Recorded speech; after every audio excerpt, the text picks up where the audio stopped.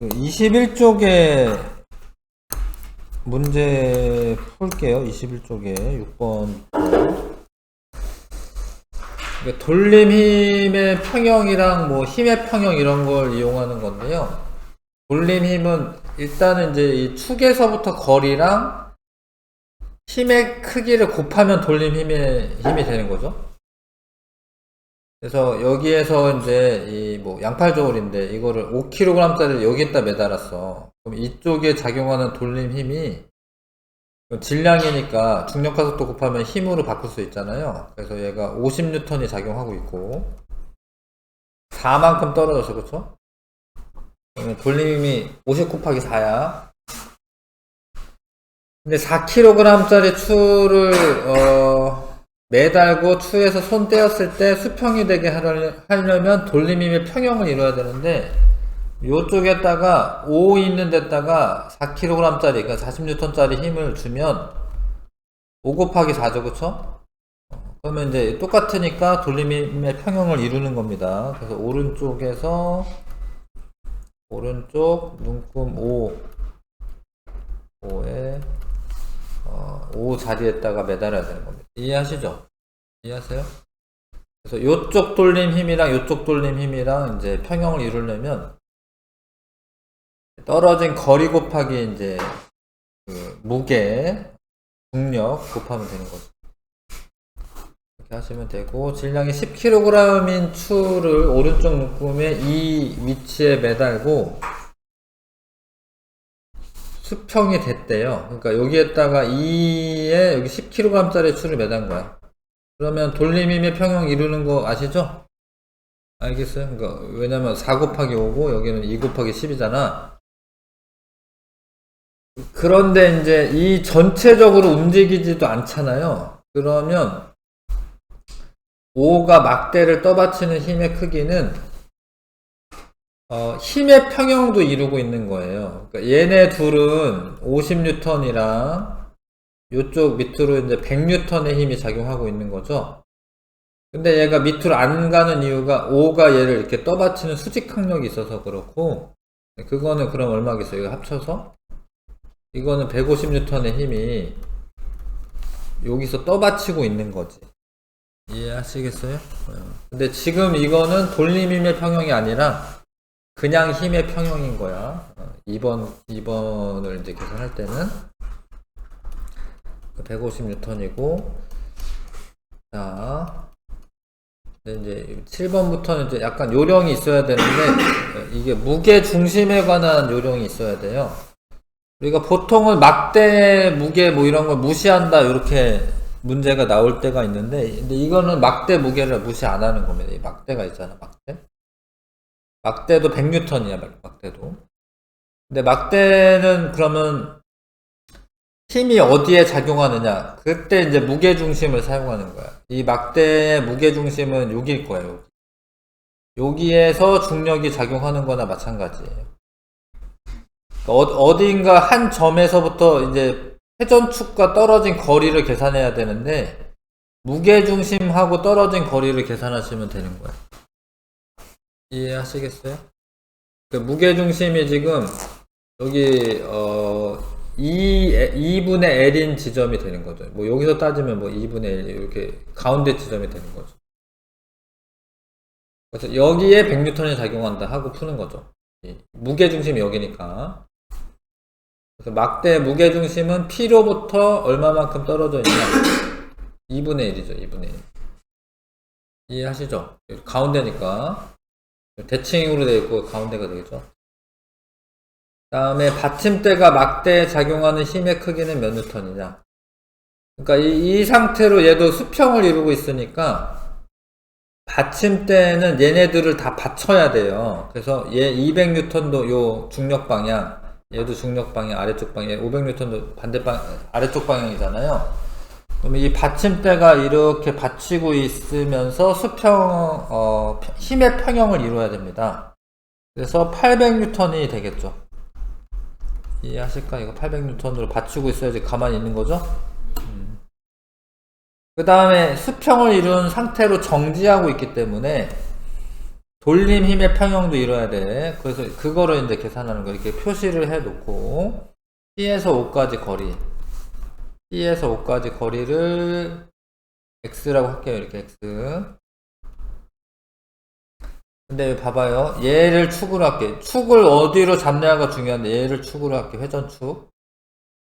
그러면은 이 둘은 시계 반대 방향으로 회전시키는 힘이고 Q는 시계 방향으로 회전시키는 힘이죠. 그래서 얘네 힘이랑 얘네 힘이랑 같아야지 돌림 힘의 평형을 이루는 거죠.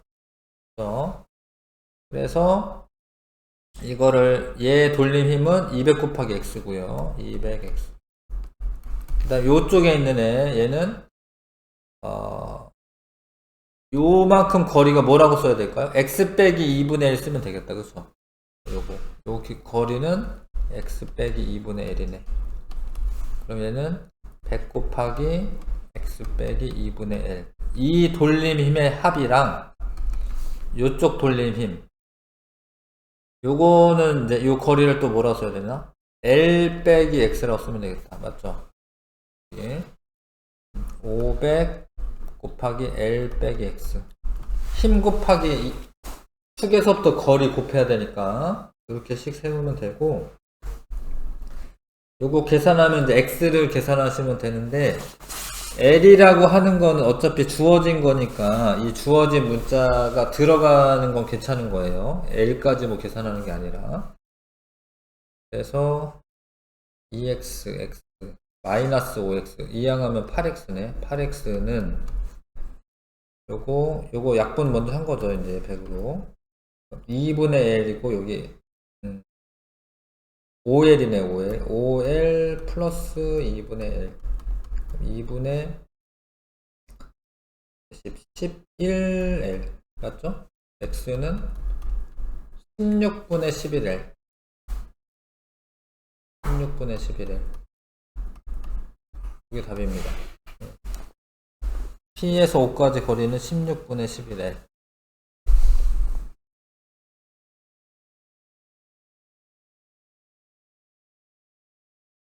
됐어요? 다음에 8번. 크레인이 있는데 역학적 평형을 이루기 위해서 받침점으로부터 왼쪽으로 10m인 곳에 균형추를 매달려고 할 때 균형추의 질량을 구하시오. 역학적 평형을 이루려면 이제 힘의 평형과 돌림 힘의 평형이 다 이루어져야 되는데 이제 돌림 힘만 구하면 되겠다. 여기 10m 떨어진 지점이고 그러면 1대 지금 4잖아 길이가. 그럼 질량은 4대 1이면 되죠. 이거에 4배면 되죠. 이해하시겠어요 이거? 돌림 힘의 평형 이룰 때 그렇죠? 그러면 6톤이면 되겠다. 맞죠? 6톤이면 됩니다. 되시죠? 네. 길이비가 지금 1대 4니까 질량비가 4대 1이어야지 돌림 힘의 평형이 이루겠죠? 다음에 이게 안정하려면 무게중심이 아래쪽에 있고 이 바닥면이 넓으면 되고 그렇죠. A는 B보다 안정하다. 얘가 B가 더 안정하지. 왜냐면 이거 기울어졌을 때 얘는 이제 이 무게중심이 바닥면을 쉽게 벗어날 텐데 얘는 잘 안 벗어나겠죠. 그러면 이제 다시 복원력이 작용하니까 원래대로 돌아오니까 B가 더 안정한 거고요. B는 C보다 불안정하다. C가 더 안정한 거지. 그쵸? B가 불안정한 게 맞네. 물체를 넘어뜨리기 위해 기울여야 하는 각도는 A가 가장 크다. 아니, C가 가장 큽니다. A는 조금만 기울여도 넘어질 수 있고요. C가 제일, 이제 이 점을 뭐 벗어나야 되는데, 이 무게중심이. C가 가장 큰 겁니다. 이해하시죠? 넘어가서,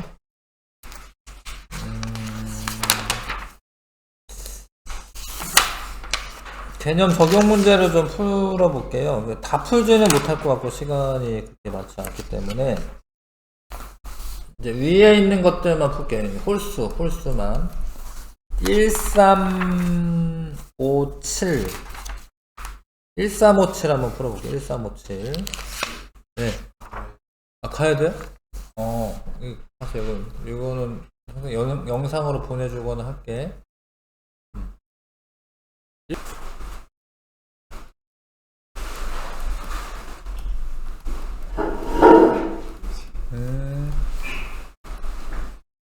자, 이거 해봅시다.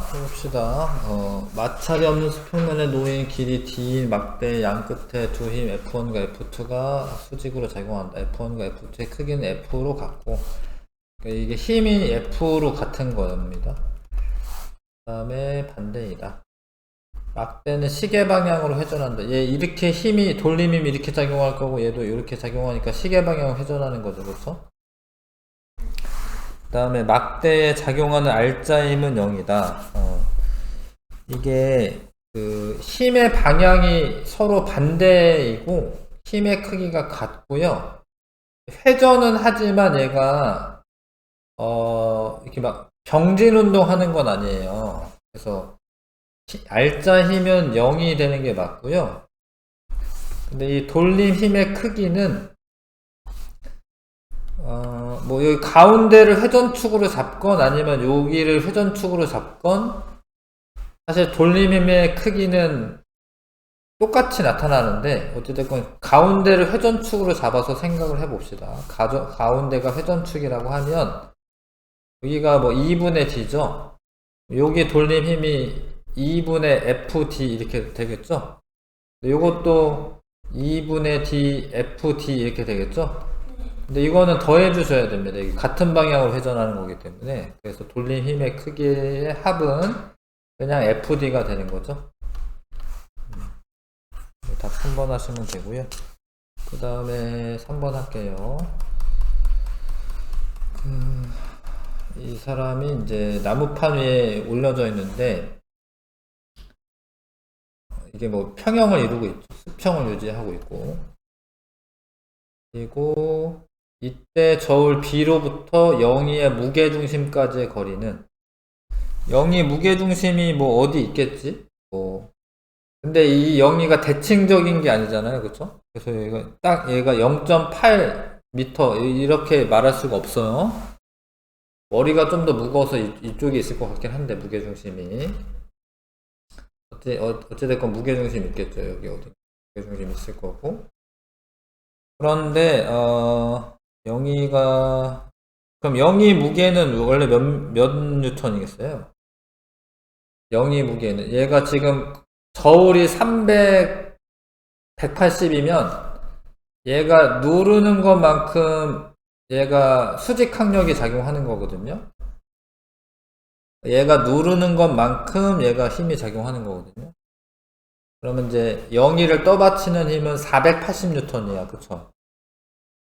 맞죠? 왜냐면 이제 300N과 180N이 여기에 작용하고 있잖아요. 영희 무게는 480N입니다. 얘 무게는 480N이고요. 48kg 정도 나가는 거네. 그러면은 영희의 무게중심에서 이제 축을 잡는 겁니다. 여기를 축이라고 생각할게요. 여기서. 왜냐면 이제 B로부터 영희 무게중심까지 거리니까 여기를 축이라고 생각하면 얘가 떠받치는 힘은 300N인 거고, 얘는 아래쪽 방향으로 480N인 거고, 그러면 이거를 무게중심까지의 거리로 생각을 하시면 이제 이 애 돌림 힘은 480X고, 얘 돌림 힘은 반대 방향인 거예요. 얘는 위쪽 방향으로 떠받치고 있으니까 300 곱하기 1.6 씩 이렇게 세우는 거 아시겠어요? 네, 회전하고 있는 게 아니니까 이제 돌림 수평 상태 유지하고 있기 때문에. 그럼 x는 480분의 300 곱하기 1.6. 그래서 곱하면 요거 480이네. 그럼 답은 1이네. 1m 떨어진 부분에 무게중심이 위치하는 겁니다. 알겠죠? 그 다음에 5번. 그림은 나무의 무게가 W이고 다음에 무게는 원래 중력의 크기이기 때문에 W 뉴턴만큼의 힘이 작용한다고 생각하시면 되고, 길이가 4D인 균일한 막대가 A와 B 실에 매달려 정지해 있는 모습을 나타낸 것이다. A는 막대 왼쪽 끝에 매달려 있고요. A와 B의 사이 거리는 3D가 됩니다. A와 B의 막대에 작용하는 힘의 크기, A와 B가 막대에 작용하는 힘의 크기. 얘는 이제 위로 이렇게 잡아당기는 힘이 있을 거예요. 매달려 있으니까. 장력이라고 생각하시면 되죠. FA와 FB라고 했을 때 FA 대 FB의 비율은.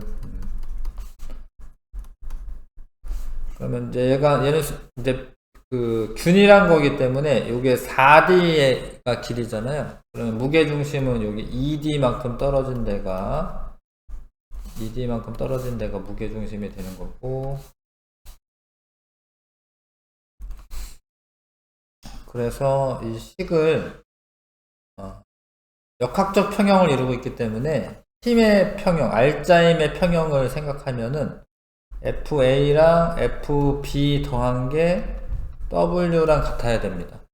식 이렇게 하나 세워야 돼요. 왜냐면 W는 지금 아래쪽 방향으로 중력 방향을 작용하는 거고, 장력, 얘네 둘의 장력은 위쪽 방향을 작용하니까 두 개 합친 거가 얘랑 같아야지 평형을 이루는 거죠. 방향 정반대고.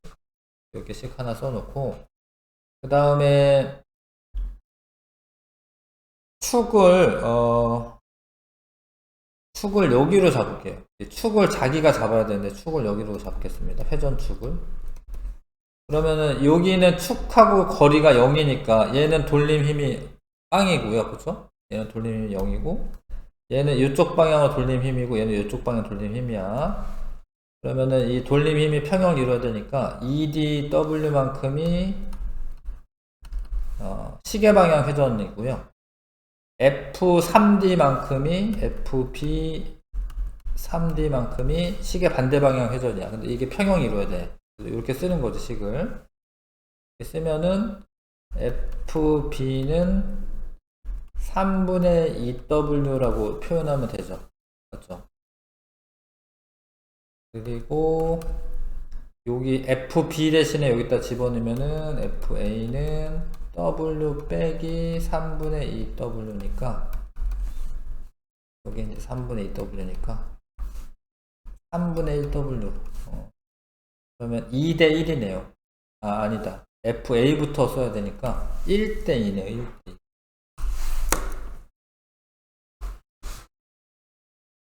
됐죠? 네. 1대 2. 그 다음에 7번. 그림과 같이 물체 A, B, C가 매달린 균일한 막대 PQ가 수평인 상태로 정지해 있다. PQ의 무게는, 막대 무게가 있는 거죠. 20N, 6N이고요. C의 무게는 1N이다. PQ의 길이는 1.4, 0.7m이다. A와 B의 무게를 각각 구하여라 라고 되어 있어요. 이거 지금 평형을 유지하고 있죠? 그런데 막대도 무게가 있잖아요. 막대 무게는 무게중심에서 작용한다라고 생각하시는 겁니다. 전체가 얘가 0.7이네. 0.7이면은 0.35가 가운데 지점, 요만큼 0.35가 되는 거고, 그러면은 얘가 여기를 축으로 잡으면 얘를 알아야 되죠. 그러니까 얘의 돌림 힘은 0.2 곱하기 WB고요. 0.2 곱하기 WB는 요쪽 돌림 힘이 작용하죠. 그러면은 여기가 0.15네. 0.15 곱하기 6 더하기 0.5 곱하기 1. 요쪽 돌림 힘과 이쪽 돌림 힘이 같아야 되죠. 이렇게 쓰면 되겠죠. 그러면은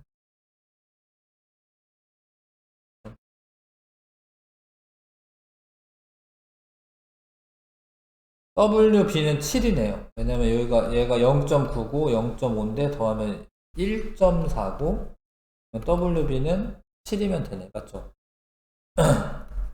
WB가 7N입니다. 그러면 얘가 7N이면 여기에 작용하는 힘은 7이랑 1이랑 6N 다 더해서 요렇게 잡아당기는 힘이 14N이 되네요. 그 다음에 20N짜리 막대도 무게중심이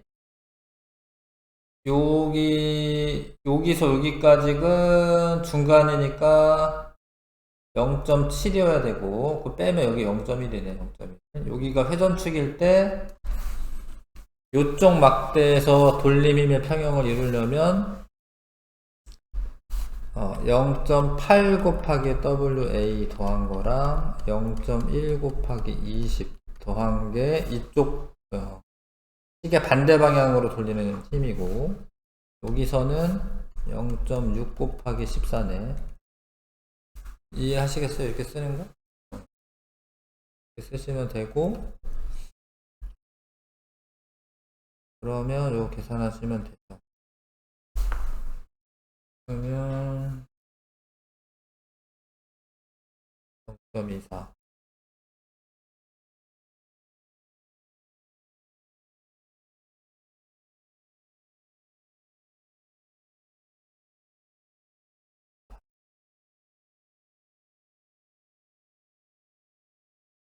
이걸 계산하면 되죠. A는 8 나오는데, 8 나오는가 보자. 8.49, 여기 8.49, 6.4, 8 나오는 거 맞네요. 되겠어요? 그래서 5번 구하시면 됩니다. 자, 9번은 좀 어려워서 풀어보라고 하진 않았는데 9번 좀 같이 풀어볼게요.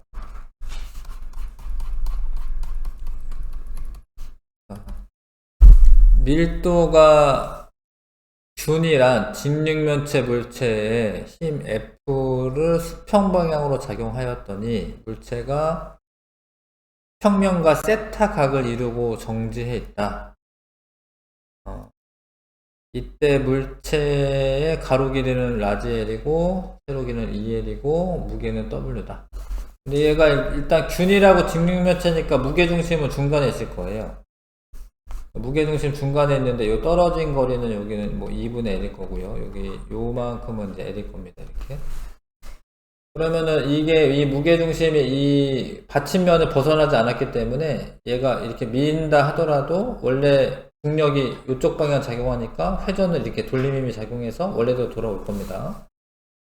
근데 F가 크면은 이게 더 많이 기울어지니까 세타는 줄어들어야 되는 거고요. 커지는 거 아니고, 그렇죠? 그 다음에 지면이 물체를 떠받치는 힘의 크기는 W다. 이거는 맞죠. 왜냐면 얘가 이동하는 게 아니잖아요. 그러니까 얘 무게만큼의 힘으로 떠받치고 있는 거죠. W의 힘으로. 그래서 이거 니은 맞고.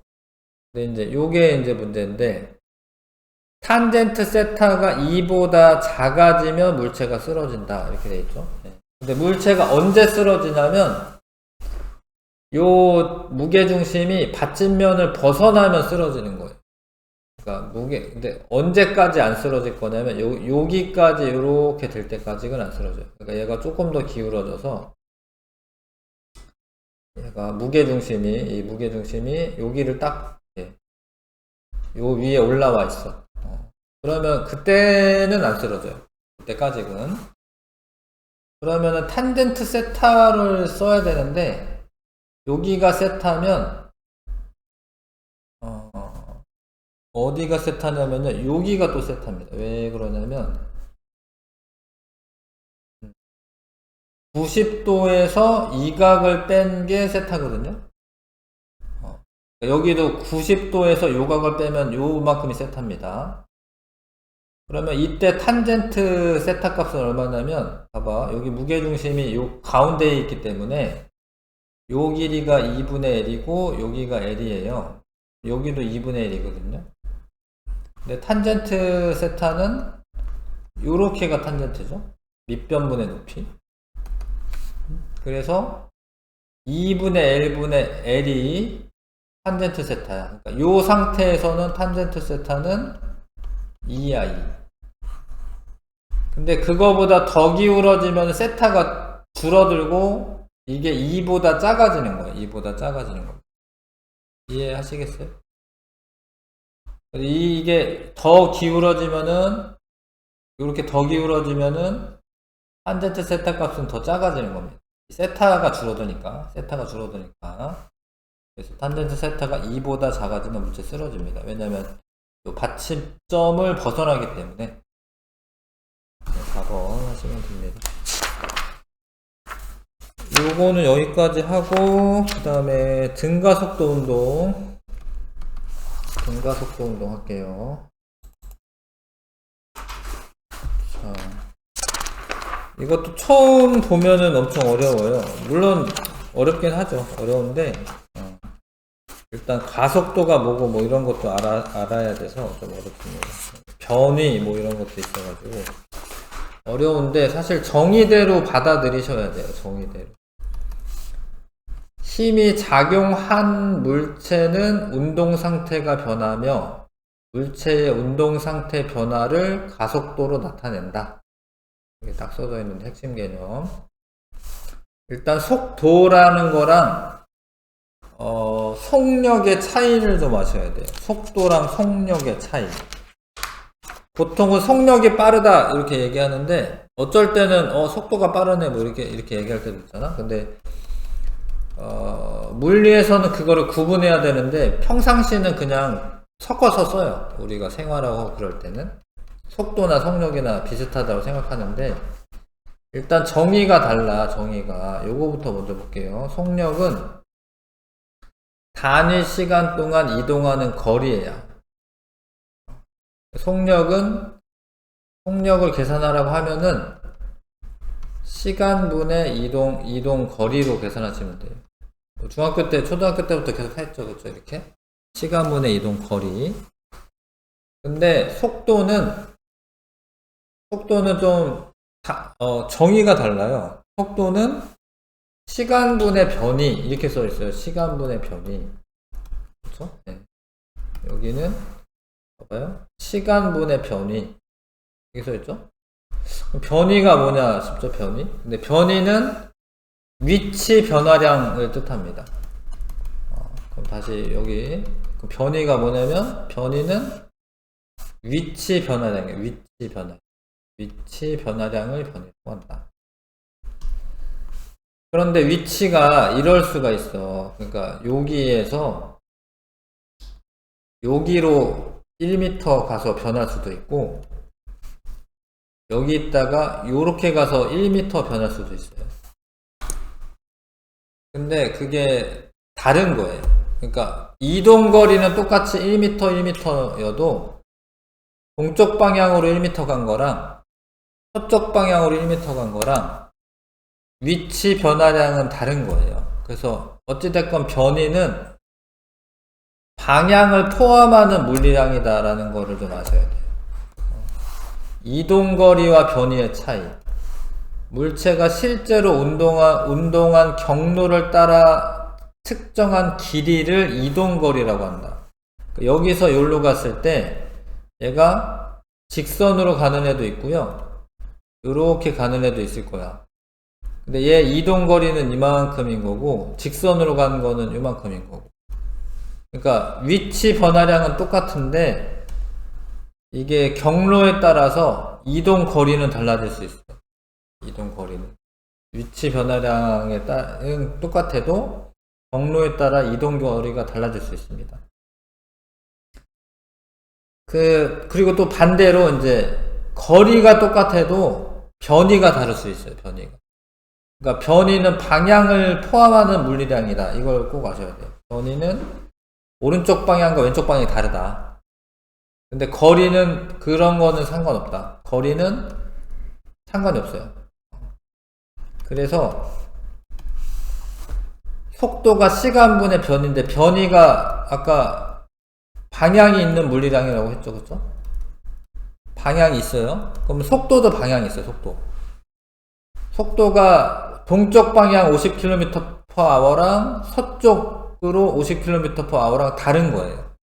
근데 속력은 같은 거야. 50km/h나 50km/h나 속력은 똑같은 거야. 속력은 방향은 상관하지 않는 거고요. 속도는 방향이 상관이 있는 거야. 이해하시죠? 일단. 그래서 얘 속력은 같아, 둘이. 1초에 2m, 1초 2m. 근데 얘 반대 방향이죠. 그러면 이제 반대 방향일 때는 하나를 만약에 플러스로 설정하면 나머지 하나는 마이너스로 설정해서 속도를 나타내, 속도.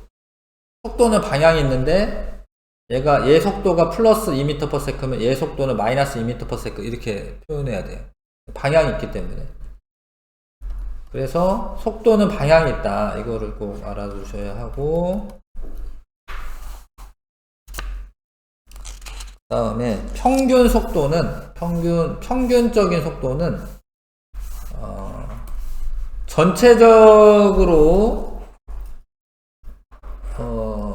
전체적인 변화입니다. 평균 속도는. 그 구간에 따라서. 그래서 어떤 애가 이제 요렇게 변화됐어요. 예를 들어서 얘가 시간이 지났는데 이 위치가 일단 이거는 직선에서의 위치일 것 같은데 지금 요거는 얘가 좀 앞으로 가다가 요 T1에서 T2 동안에는 요렇게 변화됐어요. 그러면 T1에서 T2 사이의 평균 속도는 시간 간격이 이만큼이고 델타라고 읽어요. 델타 T만큼이 시간 간격이고 위치 변화량은 델타 S야. 이거는 요 순간의 평균적인 변화량이야. 평균적인 변화량. 그러니까 요 기간 동안에 이만큼 변했어. 그럼 이거는 평균적인 변화량이야. 평균 속도. 그래서 평균 속도는 두 점을 잇는 직선의 기울기, AB의 기울기. 왜 기울기냐면 얘가 시간분의 변인데 시간분의 원래 기울기가 x 증가량분의 y 증가량이잖아요. 시간 변화량분의 변위. 그래서 기울기가 평균 속도야.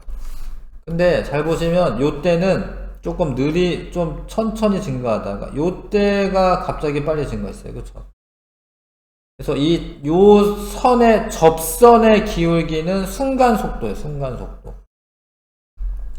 두 점을 잇는 선의 기울기는 평균 속도고 여기 접선이라고 해요. 접선. 이렇게 곡선이 이렇게 있으면 요거랑 접하는 선이 하나가 있어요. 이걸 접선이라고 합니다. 접선의 기울기는 순간 속도고 직선 A, B점의 기울기는 평균 속도입니다. 자, 그래서 얘가 이런 운동을 했다. 예를 들어서 0에서 8초 동안에 여기서 출발해서 한 8m를 갔다가 다시 돌아온 거죠. 이만큼. 그러면 잘 봐요. 여기에서 얘의 그 이동 거리를 또 일단은 알아보면 이동 거리는 얼마일까요? 이 운동을 하는 동안에 이동 거리가 얼마일까? 10m 되거든. 10m. 10m를 8초 동안에 갔죠. 그쵸? 10초인가요? 10초구나. 여기까지 가는데 8초 걸렸고, 여기까지 돌아오는데 2초 걸려서 10초구나. 10초 동안에 10m 갔죠? 그러면은 이거는 속력이 1m/s야. 이해하시죠? 그쵸? 근데 위치 변화량은 처음이랑 나중점의 차이값이 위치 변화량이에요. 위치 변화량은 2m 돌아왔으니까 6m예요. 6m. 그래서 10초 동안에 6m의 변이가 생겼어요. 그래서 속도는 0.6m/s가 되는 거예요. 알겠어요? 똑같은 운동을 했어도 이게 방향이 바뀌었기 때문에 이동 거리는 10m인데 위치 변화량은 6m야. 그래서 속도는 0.6m/s가 되는 거예요. 그래서 자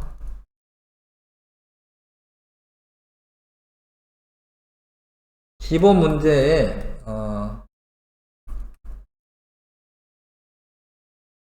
1번 일단 1번, 2번, 3번, 4번까지 할 수 있을 것 같은데 3번, 4번까지 좀 해볼게요.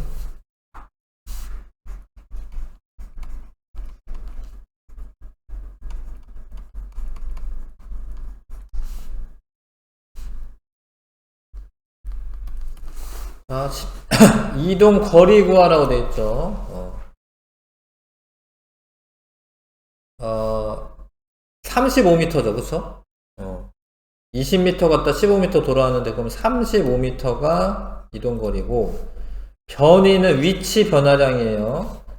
여기에서 여기 위치로 변화됐잖아요. 그럼 위치 변화량은 5m야, 5m. 이해하시겠어요? 만약에 이 제자리로 돌아온다, 예를 들어서. 그러면 위치 변화량은 빵이야, 빵.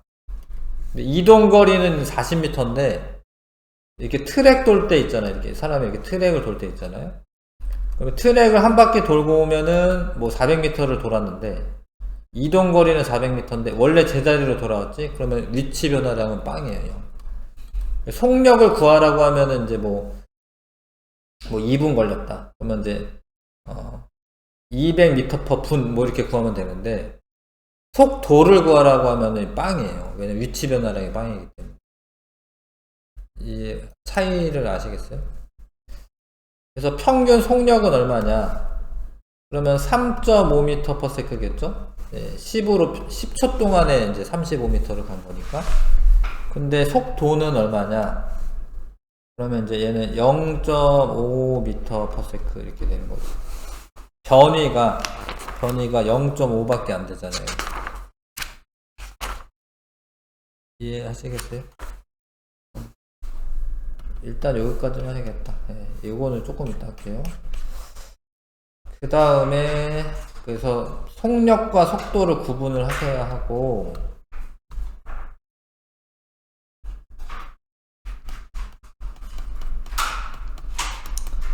그 다음에 이제 가속도는 정의가 시간당 속도 변화량이야. 속도 변화량. 가속도는 시간당 속도 변화량. 속도가 시간에 따라 변할 때 물체가 가속도 운동을 한다라고 말한다. 가속도란 속도가 시간에 따라 변화하는 정도를 나타내는 양으로 단위 시간 동안의 속도 변화량을 가속도라고 한다. 그러니까 가속도를 보통 A라고 씁니다. 우리가 A. 가속도는 시간분의 속도 변화량. 예를 들어서 뭐 2초 동안에 10m/s가 증가했어.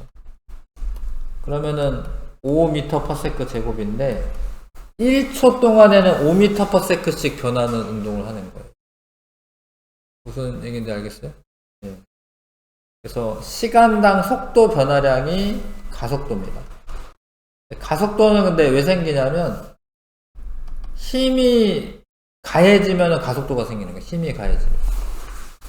네, 단위 시간 동안의 속도 변화량을 가속도라고 한다. 크기와 방향을 모두 가지는 물리량이다. 왜냐하면 속도가 방향을 갖거든요. 방향을. 그래서 가속도의 방향은 속도 변화량의 방향과 같다. 가속도를 보통 A라고 씁니다. T1일 때 속도가 V1이었고 T2가 됐을 때 V2로 뭐 증가했거나 감소했거나 이럴 거예요. 그리고 또 중요한 게 변화량이라고 하는 걸 쓸 때는 변화량은 나중값에서 처음 값을 빼야 돼요. 그래야지 변화량이 돼요. 그러니까 T2에서 T1 빼야지 시간 변화량이 돼요. 뭐 이 시각이 뭐 2초대고 요거 4초대다. 그러면은 4에서 2 빼야지 2초간의 변화량이 나오는 거죠. 이해해? 이렇게 쓰는 거. 얘가 속도가 예를 들어서 뭐 10m/s였는데 얘는 40m/s가 됐다. 30m/s로 할까요? 이렇게 됐다. 그러면 이때 가속도 구하라 라고 하면은 가속도는 4에서 2 빼가지고 2초 동안에 나중에서 처음 빼가지고 20m/s가 증가했어요. 그러면 얘는 10m/s 제곱. 1초에 10m/s씩 증가하는 운동을 했다. 이렇게 쓰는 거예요. 알겠어요? 네. 그리고 이제 이 단위가 속도의 단위를 시간으로 한 번 더 나누기 때문에 m/s 제곱이 되는 겁니다. 그런데 이제 얘가 만약에 느려질 수도 있잖아요. 느려질 수도 있죠. 만약에 얘가 뭐 20m/s로 갔는데 나중에 10m/s로 간다. 그래도 요대로 씁니다. 시간 간격은 4에서 2 빼니까 2초고 나중에서 처음을 빼. 그러면 마이너스 10m/s 이렇게 되죠. 마이너스 5m/s의 제곱의 가속도가 있었다. 근데 마이너스는 무슨 소리냐면 점점 느려진다. 아니면 이제 운동 방향의 반대 방향으로 힘을 받는다. 뭐 이런 소리가 돼. 그래서 이것도 이제 계속 연습을 하셔야 되는 거고요. 그 다음에 시간 속도 그래프에서 이 두 점 사이의 기울기는 평균 가속도고 이 접선에서의 가속도는 순간 가속도예요. 그것도 아셔야 하고, 자, 여기도 이제 물리도 약간의 어떤 공식 이런 거를 외워서 엄청 적용을 하면서 문제를 많이 풀어야지 이해가 가거든요. 속도가 증가할 때 0초일 때는 20m/s, 0초일 때는 5초일 때는 30m/s가 됐어. 근데 이게 나중이죠. 나중에서 처음 빼. 그러면은 가속도는 2m/s 제곱 이렇게 계산할 수가 있고, 근데 이렇게 계산했을 때 얘는 플러스 값이기 때문에 속도가 점점 증가한다라고 계산하시면 되고, 근데 얘는 20초일 때 40에서 25초일 때 20으로 감소했다 이렇게 써져 있죠. 그러니까 여기가 20초 때고 요거 25초 때야. 그러면은 속도 시간 변화량은 25에서 20에서 5초 동안에 나중에서 처음을 빼야 됩니다. 이 나중에서 처음을 빼야 됩니다. 그러면은 마이너스 20이니까 마이너스 4m/s 제곱. 이거는 1초에 4m/s씩 감소했다 이런 소리가 됩니다. 알겠어요? 단위 시간 동안의 변이는 속도입니다. 속도. 근데 단위는 m/s.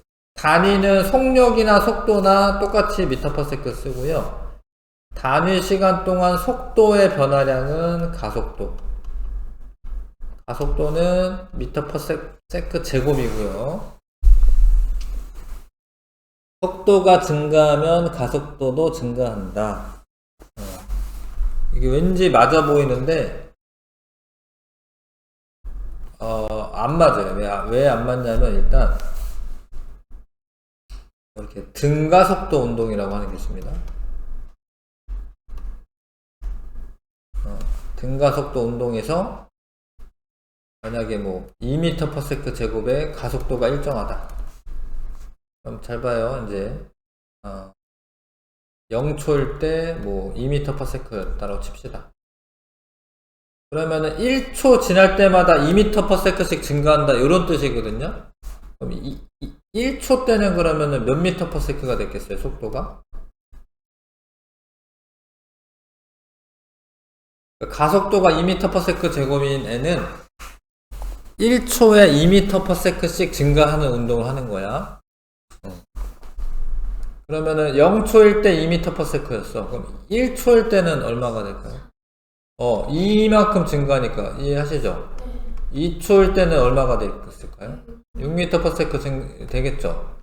이거는 속도는 증가하고 있는데 가속도는 증가하고 있는 거예요? 가속도는 그냥 일정한 거지. 그러니까 속도가 증가한다라고 무조건 가속도가 증가하는 게 아니라 그냥 가속도가 일정해도 상관없는 거예요. 속도의 크기가 감소할 때 속도와 가속도의 방향은 반대이다. 문장이 다 어렵네. 이거 맞는데, 예를 들어서, 속도가 점점 이건 느려진다라는 소리긴 하지. 그러면은, 속도는 오른쪽 방향인데, 가속도는 왼쪽 방향으로 작용해서 이제 마이너스 값을 가져서 점점 느려지는 겁니다. 요거는 힘이랑 좀 연관이 있어서 다시 좀 설명해야 될 것 같은데, 아무튼 이런 거예요. 예를 들어서 자동차가 우리가 조금 이따 배우면 이제 이런 걸 배웁니다. F는 ma 이런 걸 배웁니다. F는 ma. 이때 힘이랑 가속도랑 방향이 같거든요. 그러면 얘가 자동차가 가다가 브레이크를 잡아요. 끼익 잡아요. 그럼 속도 느려지죠?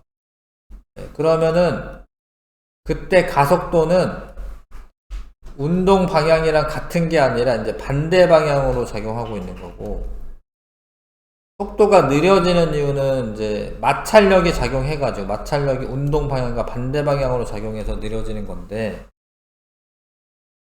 이 경우에는 가속도랑 속도는 서로 반대 방향이 되는 거예요. 같은 방향이 아닙니다. 자, 뉴턴 운동 2법칙 하기 전에 아까 풀었던 거 조금 더 해야겠다.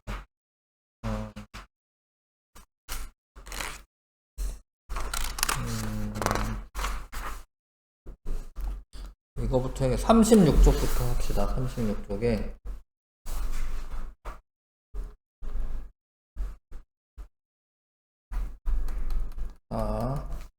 이 수레를 굴리는 건데, 우리가 미끄럼틀 같은 거 타면은 처음에는 거의 정지하고 있잖아요.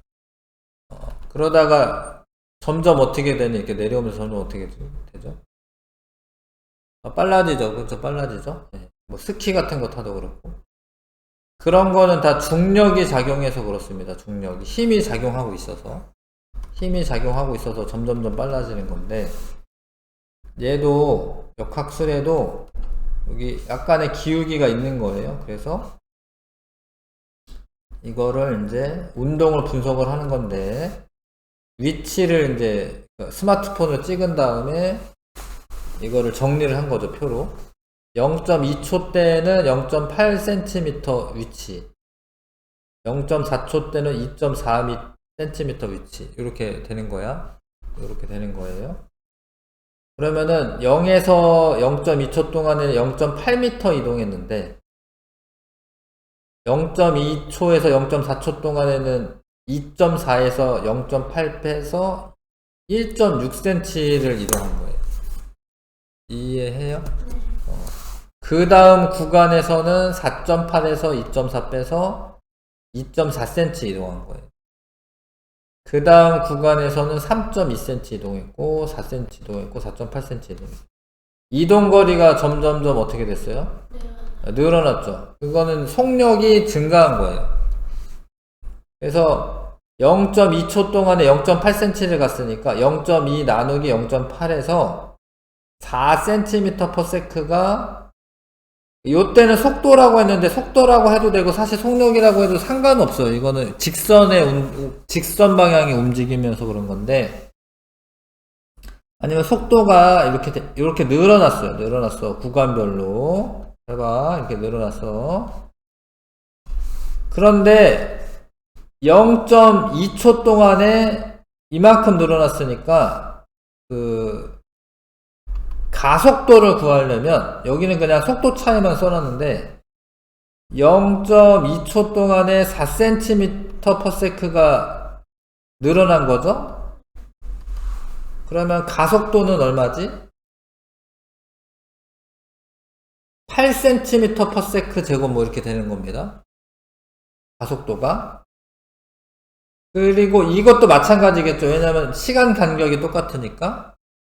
그래서 평균 속도 차이가 동일하다라는 거는 요 기간 동안에 이 8cm/s 제곱의 가속도는 어떤 거예요? 이때 가속도는 어떤 거예요?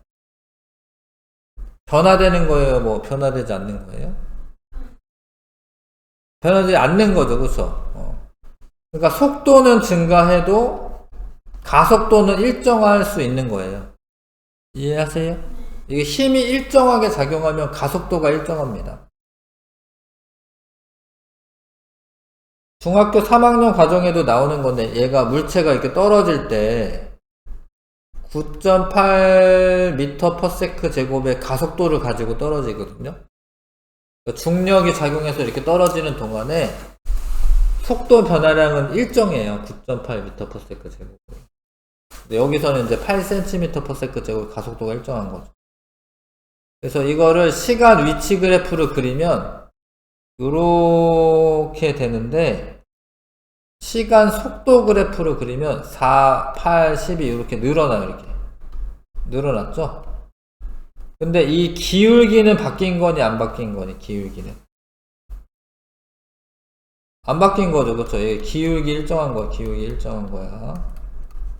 근데 기울기가 뭐냐면 시간분의 속도 변화량이에요. 왜냐면 x축이 시간이고 y축이 속도잖아요.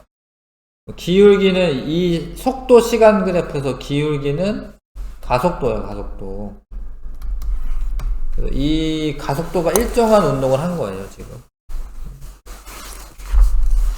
그래서 정리한 걸 보시면 이게 등 가속도 운동이야. 이게 뭐냐면 가속도가 일정한 운동이다. 가속도가 일정. 등 가속도 운동은 가속도가 일정한 거고 속도는 일정하게 증가한다. 그 간격이 일정하잖아요. 속도 간격이. 속도가 일정하다랑 일정하게 증가한다랑은 다른 말이에요. 속도가 일정하게 증가한 겁니다. 그래서 이 시간 가속도 그래프는 일정한 거야. 이게 가속도 그래프 일정한 겁니다. 탐구하기 문제 이것도 한번 풀어봐 주시고,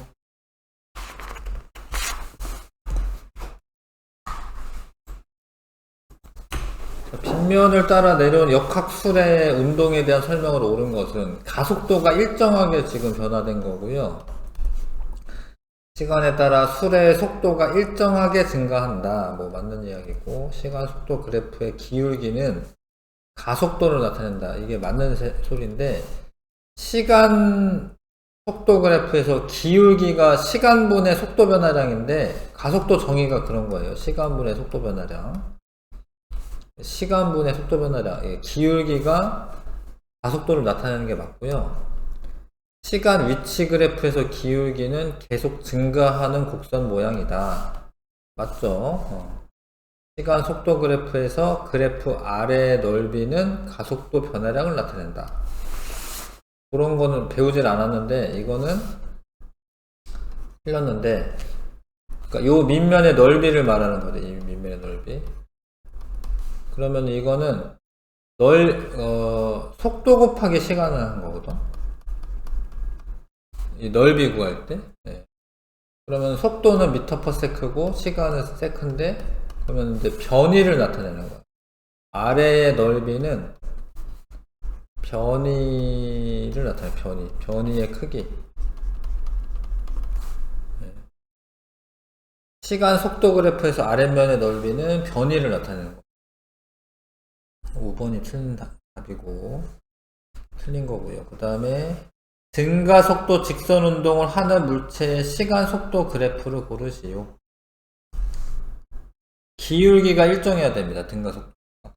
이해하세요? 그 다음에 가속도의 크기는, 그래서 원래 5초 동안에, 그러니까 가속도는 델타 t분의 델타 v인데 5초 동안에 2에서 6이니까 6에서 2 빼면 4m/s 증가한 거죠.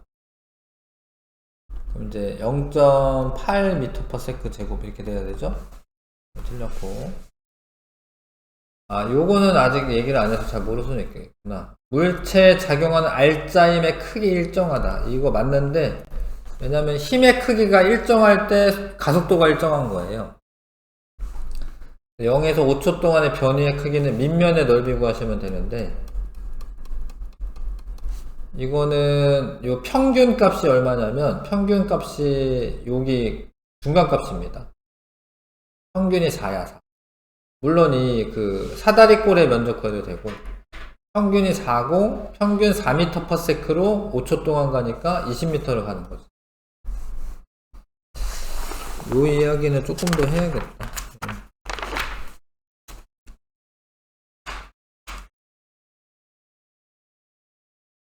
40쪽에 2, 3, 4를 볼게요. 40쪽에.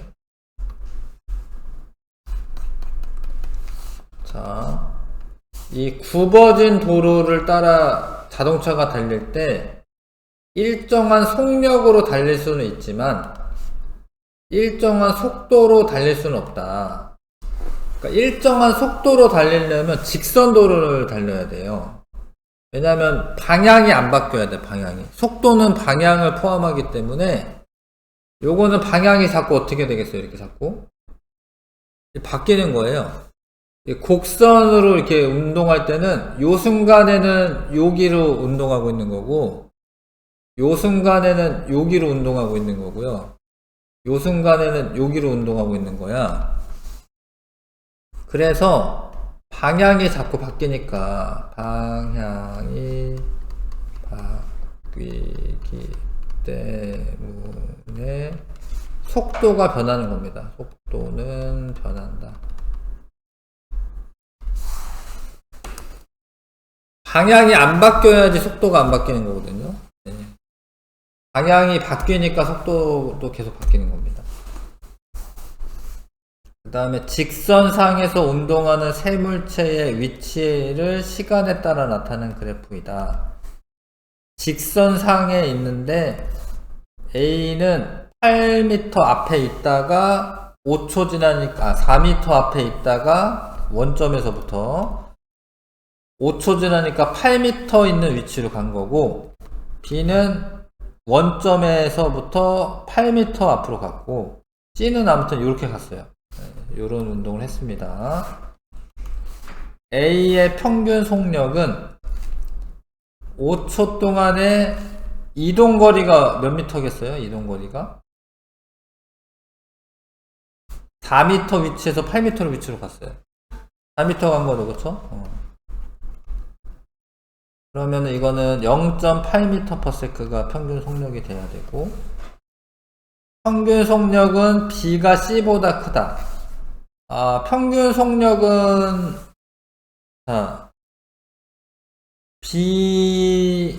C가 있잖아요. C가 이게 직선상의 움직임이기 때문에 똑같아요. 왜 그러냐면 직선상에서 0m 있는 데서 8m 있는 데까지 있는데 B는 뭐 좀 꾸준히 간 거지. 꾸준히 간 거고 C는 처음엔 좀 느리게 가다가 나중에는 빨리 간 거야. 그래서 똑같이 아무튼 5초일 때 도착한 거야. 그래서 속력은 얘랑 같죠. 왜냐면 같은 시간 동안에 같은 거리를 간 거니까 똑같은 거고 C의 순간 속력은 점점 증가한다. 봐봐, 얘가 순간 속력은 접선의 기울기로 하셔야 돼요. 얘가 처음에 좀 느리다가 나중에는 점점 어떻게 돼? 이렇게 빨라지는 거죠. 이렇게 이해하시겠어요? 예. 기울기가 점점 가파라지는데 C의 순간 속력은 점점 증가를 하고 있는 겁니다. 다음에 위치 시간 그래프에서 뭐 요런 운동을 했대. 그리고 또 얘도 직선상에서의 움직임이에요. 0에서 6초 동안의 물체의 평균 속력을 구하시오. 얘가 처음에 조금 느리게 가다가 나중에 좀 빨리 가서 6초 때에 9m 앞에까지 간 거죠. 직선상의 움직임에서. 그러면 속력 얼마일까요? 평균 속력 얼마일까?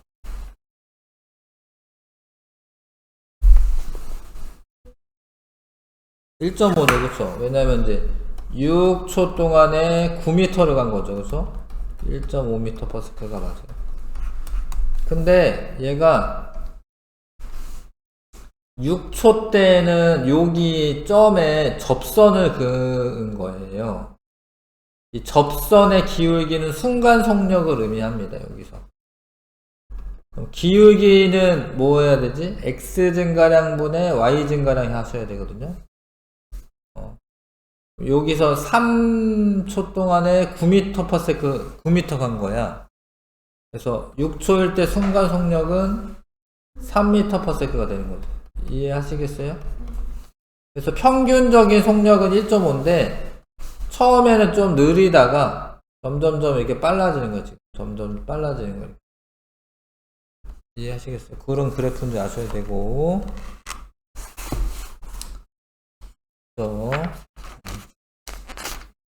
그다음에 다시 앞으로 넘어가서 이제 뉴턴 2법칙. 가속도가 뭔지 뭐 이런 거를 일단 공부를 한 거예요. 가속도가 뭔지. 뉴턴 2법칙이 가속도 법칙입니다. 뉴턴 2법칙은 가속도 법칙이라고 합니다. 가속도 법칙. 가속도는 시간당 속도 변화량입니다. 속도 변화량. 자동차 브레이크를 약하게 밟으면 천천히 감소하지만 세게 밟으면 자동차가 빠르게 감소한다. 야구공은 힘껏 던지면 빠르게 날아가지만 투포 안에 쓰이는 무거운 쇠공은 힘껏 던져도 빠르게 날아가지 않는다. 물체의 가속도는 물체에 작용하는 힘과 질량하고 관계있다. 사실 좀만 생각하면은 그렇게 어렵지 않습니다. 가속도가 속도 변화량이야. 속도 변화량. 힘을 세게 줘야지 속도가 빨리빨리 변하겠죠. 맞아요, 그쵸? 천천히 이제 약하게 던진 것보다 세게 던지면 속도가 더 빨리 변하겠지. 그래서 가속도랑 힘은 비례관계에 있어요. 비례관계 있습니다.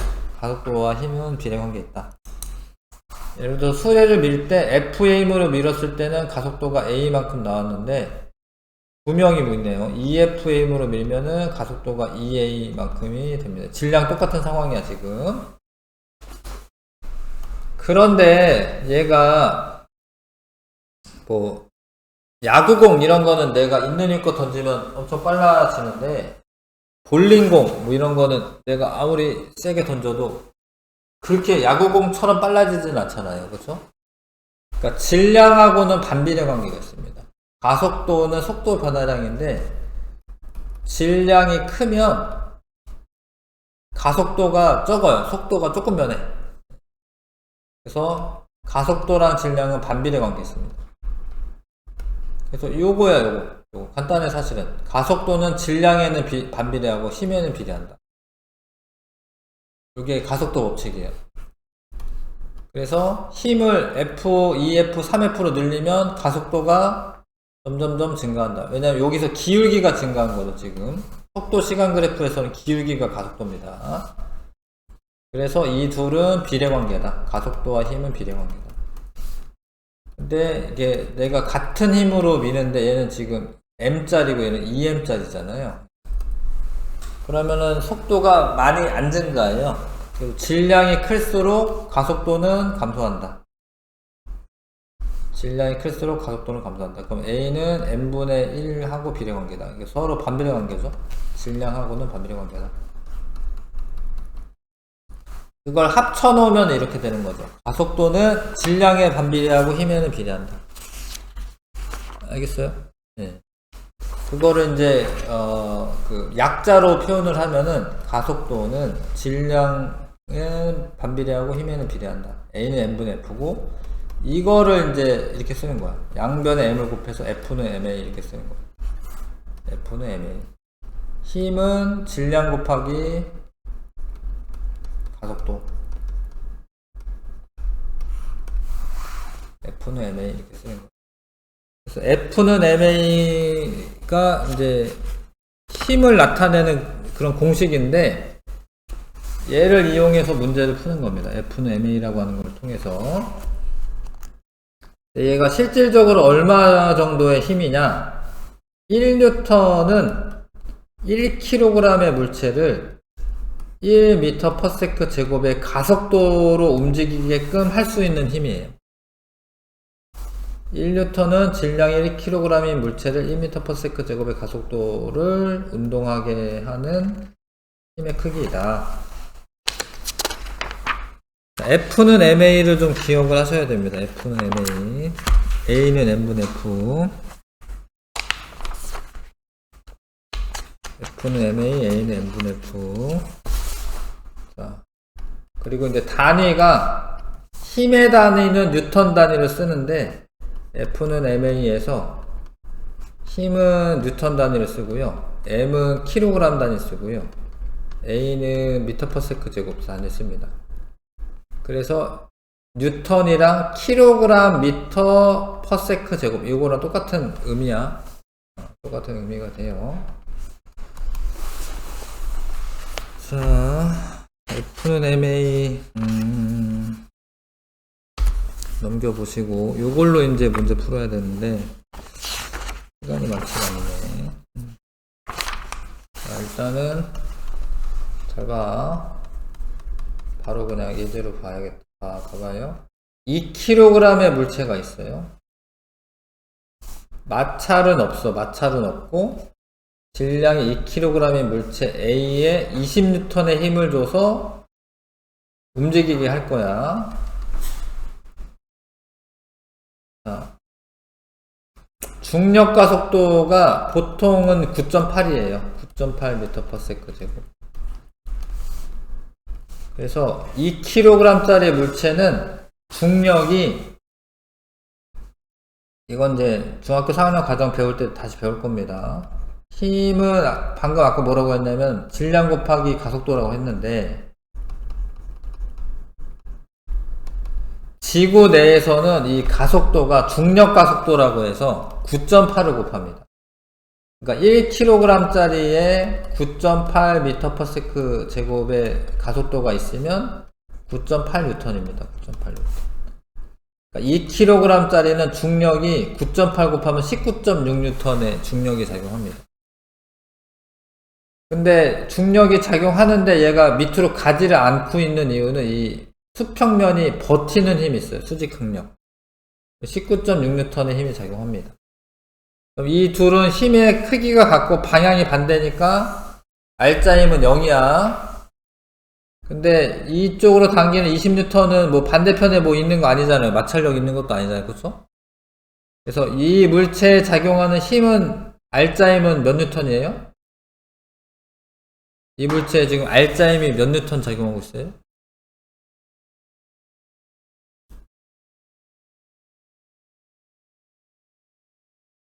이 물체에 작용하는 힘의 전체적으로 다 합치면 몇 N이에요? 아, 이거는 더하는 게 아니에요. 그러니까 얘는 안 더하는 게 왜 그러냐면 반대 방향이잖아요. 그쵸? 20N에 20N. 그쵸? 20N이 F는 MA 2kg 물체에 작용하고 있어. 그럼 A는 얼마일까요? 10이죠, 10. 그래서 얘는 10m/s 제곱의 가속도를 가지고 움직일 거예요. 오른쪽으로. 그러니까 A는 N분의 F죠. 질량은 2kg이고 힘은 20N이고 그러면은 이제 10m/s 제곱의 가속도로 움직이는 겁니다. 이해하실까요? 네. F는 MA로 푸는 건데, 자, 다시 만약에 요렇게 있다. 자, 얘가 20N으로 잡아당깁니다. 마찰력은 없어요. 그러니까 2kg은 원래 이렇게 중력하고 수직항력이 상쇄가 되기 때문에 이거는 R자 힘은 계산 안 하셔도 상관 없어지는 거야. 이해하실까? 그래서 결국에 얘네한테 몇 N의 힘이 작용하고 있어요? 20N 작용하고 있죠. 그럼 얘네는 합쳐서는 몇 kg이죠? 5kg이죠, 그쵸? F는 MA인데 F가 20N이고 M이 5kg이고 그럼 가속도는 얼마겠어요? 4죠, 4, 그쵸? 4m/s 제곱으로 왼쪽으로 작용하죠, 그쵸? 이해하세요? 요거를 따로따로 생각하는 것도 있는데 일단은 이제 요거는 구할 수 있으니까. 만약에 도르래 이렇게 매달려 있다. 이거는 외부에서 내가 잡아당겨서 힘을 표시한 건데 20N이라고. 요거는 그냥 매달아만 놓은 거야. 매달아만 놓은 건데 얘는 중력이 작용하겠죠. 얘도 중력이 있지만 수직항력이 있기 때문에 얘는 합력을 계산할 때는 생각 안 해줘도 되는 거예요. 그래서 그러니까 지금 중력 가속도 9.8로 하라고 되지 않고 10으로 하라고 돼 있죠. 그러면 얘가 작용하는 힘이 몇 뉴턴일까요? 얘가 지구가 잡아당기는 힘이 몇 뉴턴일까? 그래서 3 곱하기 9.8 해야 되는데 10 하면 되거든요. 몇 뉴턴이죠? 30뉴턴이죠. 얘도 30뉴턴 작용하긴 하지. 근데 수직항력이 있으니까 얘는 그냥 상쇄되는 거고, 이 두 물체를 30N의 힘으로 이렇게 잡아당기고 있는 거야, 지금. F는 ma입니다. 30N의 힘이 몇 킬로그램에 작용하고 있어요? 아, 근데 이 실이 매달려 있죠, 그쵸? 이렇게. 얘가, 이게 오면 얘도 같이 오잖아요? 그러면 이거 6kg에 매달려 있네, 6kg. F는 ma. ma는 얼마일까요, 그러면은? 5m/s 제곱으로 움직이고 있는 거예요. 이렇게 가는 게. 네, 알겠어요. F는 ma로 계산하는 겁니다. 자, 마찰이 없는 수평면에 놓인 질량 2kg의 물체에 수평 방향으로 10N의 힘이 작용할 때 가속도의 크기는, 잘 모르겠죠. 이제 우리 아직은 잘 모르니까 그냥 F는 ma 이렇게 쓰는 거야, 이렇게. 그럼 F가 힘이고 10, M은 2고 A만 남았어. 그럼 A는 얼마예요? 5m/s 제곱의 빠르기로 움직이고 있는 거예요. 이해하세요?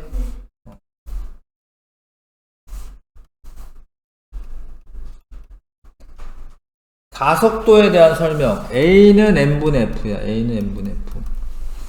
질량이 일정할 때 가속도는 작용한 R자임에 비례한다. 이 둘이 비례관계죠? 작용한 R자임이 일정할 때 가속도는 질량에 반비례한다. 서로 반비례관계죠? 얘 커지면 얘는 작아지죠? 반비례죠?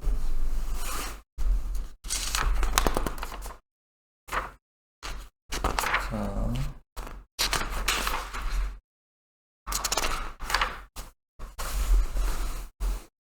그래서 40쪽에 5번까지만 해볼게요. 일단 오늘은 40쪽에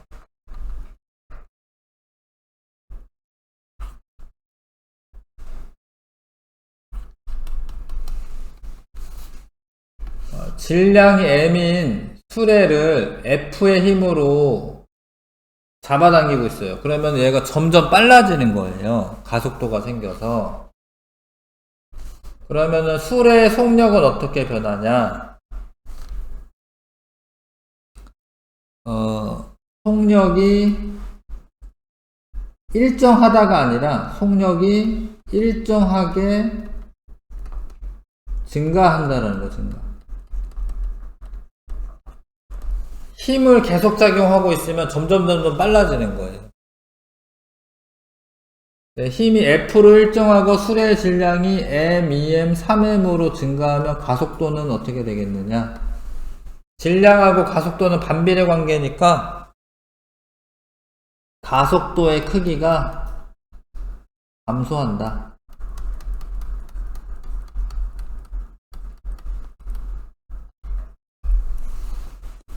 가속도의 크기가 감소한다. 뒤쪽에 더 문제를 풀면서 조금 더 연습을 하셔야지 이제 조금 감이 조금씩 오는 거거든요. 사실은 한 번에 다 알기보다는. 오늘은 여기까지 합니다.